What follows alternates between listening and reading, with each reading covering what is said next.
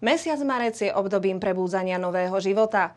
Výnimkou tak nie sú ani včely, ktoré už uskutočňujú prvý prelet a svojim intenzívnym zukotom vítajú jarné obdobie.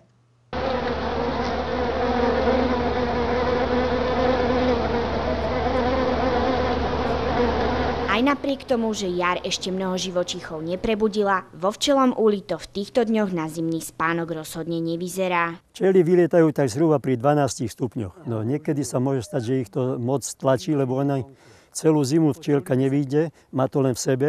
Záleží, jak je uteplený úl.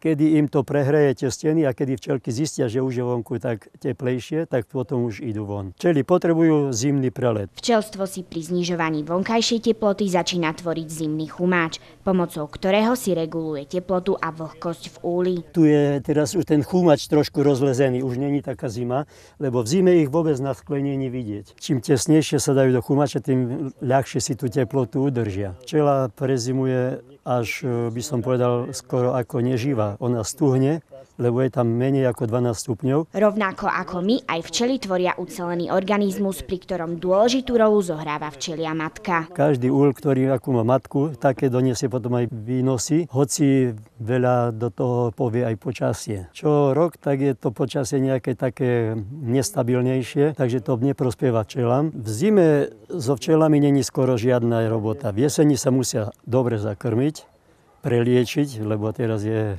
ten klieštik a také určité novodobé choroby. Najdôležitejšie je v zime okolo včiel čo najmenej chodiť a nevyrušovať ich.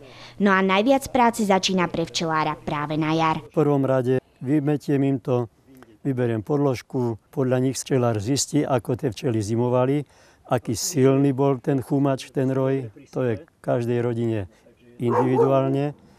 A potom postupne, keď treba dokrmiť, lebo v zime oni tie zásoby spotrebovali. No a koľko včiel sa nachádza v jednom úli? V zime ich mám asi, keď je to zúžené, asi tak 10 000 včiel.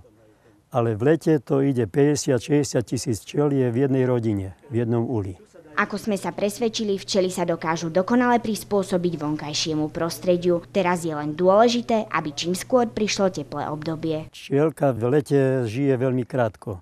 Tak sa dopracuje, jak sa hovorí, že usilovný jak včielka, že od rána do noci robí, takže v lete niekedy 2, niekedy 3 týždne včielka žije a hynie.